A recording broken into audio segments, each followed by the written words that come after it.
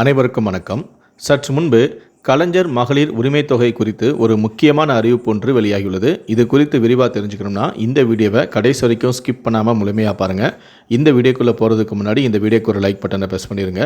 நீங்கள் இதுவரைக்கும் அந்த சேனலை சப்ஸ்கிரைப் பண்ணாமல் இருந்தீங்கன்னா மறக்காமல் சப்ஸ்கிரைப் பண்ணிக்கோங்க. கூடவே அந்த பெல் சிம்லையும் மறக்காமல் கிளிக் பண்ணிக்கோங்க.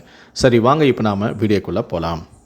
மகளிர் உரிமை தொகைக்கு ஏற்கனவே விண்ணப்பித்து நிராகரிக்கப்பட்டிருந்தால் அவர்கள் மீண்டும் விண்ணப்பிக்கலாம் எனவும், ஆனால் முன்பு நிராகரிக்கப்பட்டதற்கான காரணத்தை தெரிந்து கொண்டு அதிலிருந்து தவறுகளை சரி செய்துவிட்டு மீண்டும் விண்ணப்பிக்க வேண்டும் எனவும், முதலில் மகளிர் உரிமைத் தொகை பெற உங்களுக்கு போதுமான தகுதிகள் உள்ளதா என்பதையும் சரிபார்க்க வேண்டும் எனவும், குறிப்பாக ஆண்டு வருமானம், ரேஷன் கார்டு, 4 சக்கர வாகனங்கள், நிலம் உள்ளிட்ட விதிமுறைகள் அனைத்தையுமே சரியாக இருந்தால் உங்கள் விண்ணப்பங்கள் ஏற்றுக்கொள்ளப்படும்.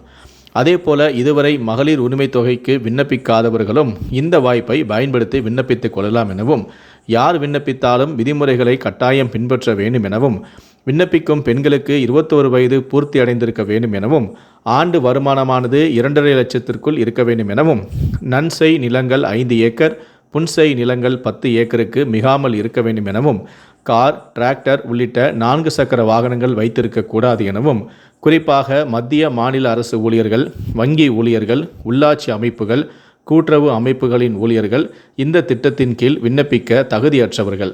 எனவே விதிமுறைகள் எல்லாம் உங்களுக்கு பொருந்திருக்கிறது என்றால் நீங்கள் தாராளமாக உரிமை தொகைக்கு விண்ணப்பிக்கலாம் எனவும், விண்ணப்பம் நிராகரிக்கப்பட்டவர்கள் வட்டார அலுவலகத்தில் நேரில் சென்று நிராகரிக்கப்பட்டதற்கான காரணம் மற்றும் சரியான ஆவணங்களை காண்பித்து மீண்டும் விண்ணப்பிக்கலாம் எனவும் கூறப்பட்டுள்ளது.